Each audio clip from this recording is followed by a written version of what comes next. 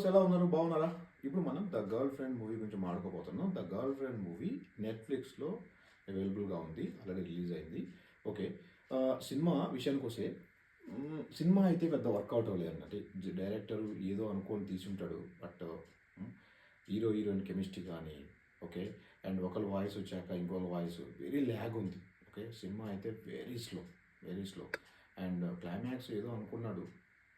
But cinema అయితే మాత్రం very lag. Okay. బోరింగ్‌గా కూడా ఉంటది. ఎందుకంటే వాయిస్ ఓవరు అంటే ఒకళ్ళు మాట్లాడినాక ఒకళ్ళకి ఆ గ్యాపు ఏదో ఒక లైవ్‌లో ఆడియో తీసిన అంటే మీన్స్ లైవ్‌లో వాయిస్‌ని రికార్డ్ చేసిన దానిలాగా అనిపించింది. వెరీ ల్యాగ్ ఉంది. ఓకే. మీరు కనుక ఒకవేళ ఈ సినిమా చూడకపోతే ఓకే. సినిమా కంపల్సరీ చూడాలనుకుంటే మాత్రమే ఈ సినిమాకెళ్ళండి. ఓకే. లేకపోతే వీకెండ్ అంతా మీకు కూడా ల్యాగ్ అయిపోద్ది. ఓకే. సో, సినిమా ఆల్రెడీ చూసిన వాళ్ళైతే మాత్రం కామెంట్ చేయండి. సినిమా చూడకపోతే మాత్రం మ్యాక్సిమం అవాయిడ్ చేయడానికి ట్రై చేయండి. Bye bye.